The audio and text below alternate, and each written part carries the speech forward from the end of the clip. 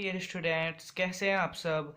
आज का हमारा टॉपिक है वैद्युत रसायन, इलेक्ट्रोकेमिस्ट्री, चैप्टर थर्ड, जो बोर्ड की दृष्टि से बहुत महत्वपूर्ण है। इस चैप्टर को शुरू करने से पहले मैं इस चैप्टर का आपको इंट्रोडक्शन दे देता हूँ। इस चैप्टर में हम ये 4 टॉपिक पढ़ेंगे। वैद्युत रासायनिक श्रेणी, इलेक्ट्रोकेमिकल सीरीज, इसे आप शॉर्ट में ईसीएस भी बोल सकते हैं।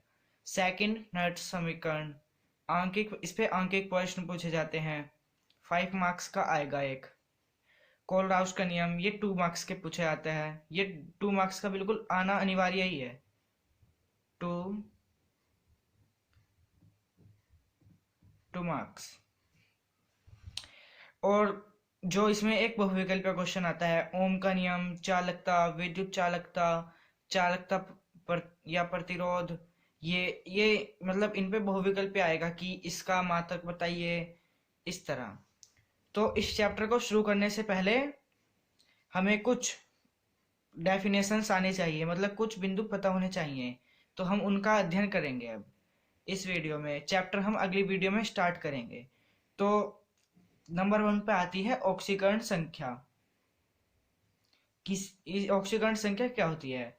जैसे कि किसी भी परमाणु के ऊपर जितना आवेश होता है उसे ऑक्सीकरण संख्या कहते हैं।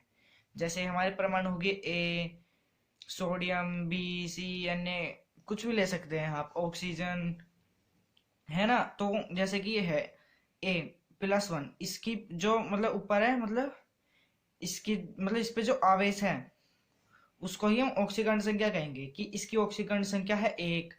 इसकी कोई ऑक्सीकरण संख्या नहीं है तो इसकी ऑक्सीकरण संख्या हो जाएगी 0, इसकी +1 हो जाएगी, और इसकी -2, और इस वाले सोडियम +2 है इस पर आवेश, तो इसकी हो जाएगी +2। ये रहा। अब हमारी नेक्स्ट टॉपिक है ऑक्सीकरण। ऑक्सीकरण, जब किसी भी अभिक्रिया में ऑक्सीकरण संख्या की वृद्धि होती है, जब किसी भी अभिक्रिया में ऑक्सीकरण संख्या की वृद्धि होती है तो इस प्रक्रिया को ऑक्सीकरण कहते हैं। हम आपको उदाहरण देकर समझाते हैं। जैसे कि Zn से Zn+2 बन रहा है, तो इसकी ऑक्सीकरण संख्या यहाँ तो 0 थी, यहाँ +2 हो गई, तो इसमें 0 से +2 इसमें वृद्धि हुई है, इसकी ऑक्सीकरण संख्या 0 से +2 हुई है, तो इसे ही ऑक्सीकरण कहेंगे। और अब उदाहरण 2 ले लेते हैं। जैसे कि Na, सोडियम की है 0, और यहाँ पे हो रही है इसकी +1, यहाँ पे वृद्धि हो रही है, तो इसकी 0 से +1 ऑक्सीकरण संख्या बढ़ रही है, तो इसे भी ऑक्सीकरण का ही उदाहरण कहेंगे हम। अब सेकंड हमारी डेफिनेशन आती है अपचयन। अपचयन, जब किसी अभिक्रिया में ऑक्सीकरण संख्या की कमी होती है तो इस प्रक्रिया को अपचयन कहते हैं।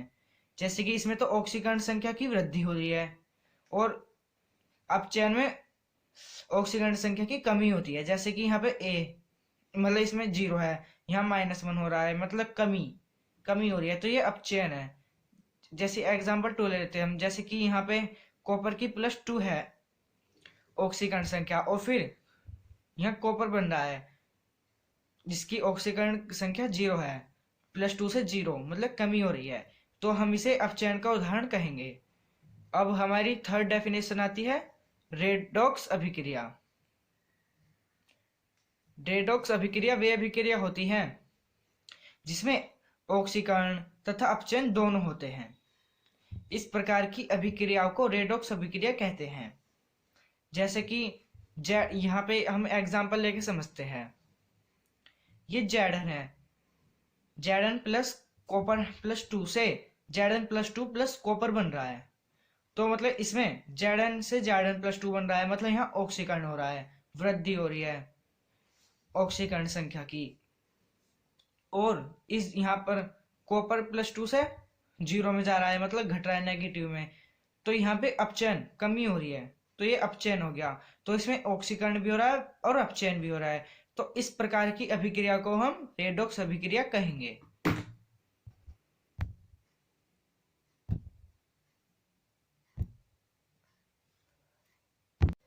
अब हम रेडॉक्स अभिक्रिया का सेकंड उदाहरण देखते हैं। जैसे कि Zn जिंक है, ये Ag इसकी +1 है और यहाँ पे Zn की तो +2 हो रही है, और यहाँ पर Ag की जो है 0 हो रही है +1 से, तो मतलब Zn की तो हो रही है वृद्धि, ऑक्सीकरण हो रहा है इसका, और ये जो है इस Ag इसकी +1 से 0 हो रही है, मतलब यहाँ कमी, इसका अपचयन हो रहा है। अब हम नोट 2 पे आते हैं। यदि कोई परमाणु अपने ही परमाणु से जुड़ा होता है तो उस परमाणु की ऑक्सीकरण संख्या 0 होती है। मतलब जैसे कि ये O है, ऑक्सीजन, और ये अपने ही परमाणु से जुड़ा है, जैसे कि इसमें 2 ऑक्सीजन मतलब एक साथ जुड़े हैं, अब इसमें 3 ऑक्सीजन एक साथ जुड़े हैं, मतलब ये अपने ही परमाणु से जुड़ते जा रहे हैं। ऐसे ही ये हो गया सल्फर, सल्फर में S1 वो S2 का है, मतलब S1 से S2, S3, S4, S5, S6, S7, S8। तो नोट 2 हमारा ये था कि यदि कोई परमाणु अपने ही परमाणु से जुड़ा हो तो उस परमाणु की ऑक्सीकरण संख्या 0 होती है। जैसे कि ये अपने ही परमाणु से जुड़े हैं तो इनकी ऑक्सीकरण संख्या 0 है। अगर ऐसे हो जैसे कि S8 तो इसकी भी ऑक्सीकरण संख्या 0 है। O3 में O की ऑक्सीकरण संख्या 0, S8 में S की ऑक्सीकरण संख्या 0, S6 में S की ऑक्सीकरण संख्या 0, P4 में P की ऑक्सीकरण संख्या 0, Cl2 में Cl की ऑक्सीकरण संख्या 0। अब आते हैं हम नोट 3 पर, जो कि मोस्ट इंपॉर्टेंट है। अगर आपने ये नहीं सीखा तो आपको ये चैप्टर समझ में नहीं आएगा। तो ये कुछ फॉर्मूलाज हैं जो कि आपको आने चाहिए। पहला formula log m plus n, वो sorry log m into n से log m प्लस n, ये फॉर्मूला है। log m into n equal to log m plus n। जैसे कि हम एग्जाम्पल से समझते हैं, जैसे कि log 2 plus log 3 is equal to log 2 into 3, तो इसका आंसर आएगा log 6। इस फॉर्मूले के इससे हमने समझ लिया। इस फॉर्मूले को हम इस तरह भी लिख सकते हैं, log m plus log n is equal to log mn। अब हमारा सेकंड फॉर्मूला आता है, log m upon n is equal to log m minus log n। Example, इससे एग्जाम्पल के सहारे समझते हैं इसको। जैसे कि हमारा एग्जाम्पल है ये कि log 2 minus log 3 is equal to log 2 upon 3, इसका आंसर ये हो जाएगा। इस फॉर्मूले को हम इस तरह भी लिख सकते हैं, log m minus log n is equal to log m upon n। अब आगे हमारा थर्ड फॉर्मूला है, log m की power n is equal to n log m। अगर ये आ जाए कहीं log m की पावर n तो हम n को शुरू में ले आएंगे, तो ये हो जाएगा n log m। एग्जाम्पल जैसे कि log 2 है तो इसे लिखेंगे हम 2 log 2। अब फोर फॉर्मूले की तरफ आते हैं जो कि मोस्ट इंपॉर्टेंट है। log e इसके बेस में है e, ये जो e होता है log के बेस में होता है, और log into x is equal to y, तो हम इसे ऐसे भी लिख सकते हैं, x इज इक्वल टू ई की पावर y। जो e बेस में है हम उसे y के नीचे ले आएंगे, मतलब इसे e जो है e की पावर में y चला जाएगा, e को इधर ले आएंगे हम उठा के, तो x इज इक्वल टू ई की पावर y। एग्जाम्पल समझते हैं, जैसे कि log x 10 बेस में 10 है तो हम इसे इज इक्वल टू 2 है, तो हम इसे ऐसे मतलब इसे ऐसे सोल्व करेंगे, x इज इक्वल टू 10 की पावर 2 इज इक्वल टू 100, तो x की वैल्यू 100 आ गई। अब हम अपने फिफ्थ फॉर्मूले पर आते हैं। फिफ्थ फॉर्मूला है अगर log x और बेस में x हो, मतलब ये सेम हो तो उसकी वैल्यू 1 आएगी। log y हो तो वैल्यू 1 आएगी, log tan हो तो y वैल्यू 1 आएगी, और log e हो तो 1 आएगी। मतलब जब बेस में और जो इसके साइड मतलब इनटू में संख्या है वो सेम हो तो 1 आएगी। अब नेक्स्ट फॉर्मूला है log 2 इंटू 10। log 2 और इसके मतलब बेस में 10, तो इसकी वैल्यू आती है 0.3010। और अगर log e x is equal to 2.302 log x 10 है। ये 7th फॉर्मूला है। एग्जाम्पल से समझते हैं इसको, जैसे कि log इसके बेस में e और ये 2 x की जगह 2, तो इसे लिखेंगे मतलब 2.303 log 10 और यहाँ 2 आ जाएगा, मतलब ये 2 इधर आ जाएगा, तो equal to 2.303 into 3010 is equal to 0.693। अब हमारा नेक्स्ट है, जैसे कि 2.303 गुणे 0.3010, ये तो मोस्ट इंपॉर्टेंट है, मोस्ट इंपॉर्टेंट। इसकी आपको हर जगह आवश्यकता पड़ेगी कि इसका गुणनफल कितना होगा। तो इस 2.303 इंटू 0.3010 का गुणनफल आता है 0.693। और हमारा 9th फॉर्मूला है, log 1 की वैल्यू होती है 0, log 0 की वैल्यू होती है इन्फिनिटी, और log इन्फिनिटी की वैल्यू होती है इन्फिनिटी।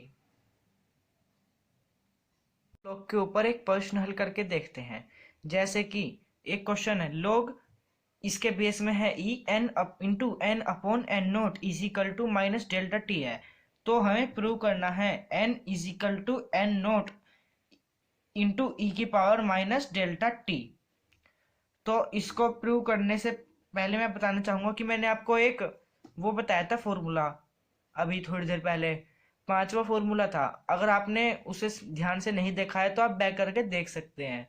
तो उस फॉर्मूले का प्रयोग करके मैं इस इक्वेशन को प्रूव करूंगा। तो देखिए, जैसा कि ये है, log इसके बेस में है ई n upon N naught is equal to minus delta t, ये है, और हमें ये प्रूव करना है। तो फॉर्मूला था log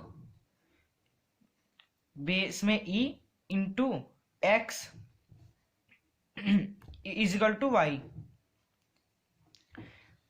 तो फॉर्मूला ये था x इज इक्वल टू जो बेस में है जो है y इस बेस वाले की पावर में चला जाएगा, e की power y।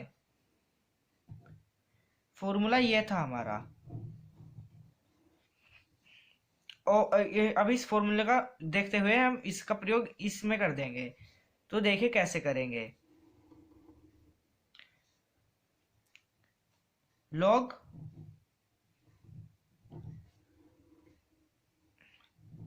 e into N upon N naught is equal to minus delta T है। तो अब हम इस फॉर्मूले का प्रयोग इस तरह करेंगे, N upon N naught is equal to ई की पावर माइनस डेल्टा टी। अब आगे देखिए, n is equal to N naught इधर चला जाएगा इंटू में एन नोट इंटू ई की पावर माइनस डेल्टा टी। तो हमने प्रूव कर दिया है, हमें यही प्रूव करना था। देखिए,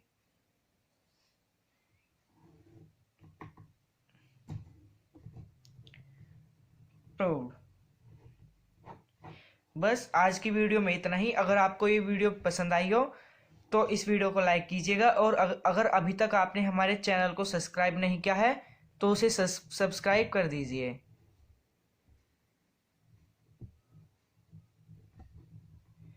और बेल आइकन को प्रेस करना ना भूलिए। बेल आइकन को प्रेस करने से आपको हमारी वीडियो आने वाली नई वीडियो की नोटिफिकेशन तुरंत मिल जाया करेगी। और हमारी इस वीडियो को अपने दोस्तों में शेयर कीजिए ताकि वे भी हमारी इस वीडियो का फायदा उठा सके। धन्यवाद। अगली वीडियो में हम मतलब इस चैप्टर को शुरुआत कर देंगे। ये अगर आपने जो है ये वीडियो देखी है तो ये आपके लिए बहुत इम्पोर्टेंट रहेगी। अगर आपको ये फॉर्मूले नहीं आते तो आप इस चैप्टर को नहीं समझ पाएंगे। मतलब इसमें कुछ ऐसी डेरिवेशंस आती हैं जिन्हें इन फॉर्मूले के द्वारा प्रूव किया जाएगा। तो बस इस आज की वीडियो में इतना ही। धन्यवाद।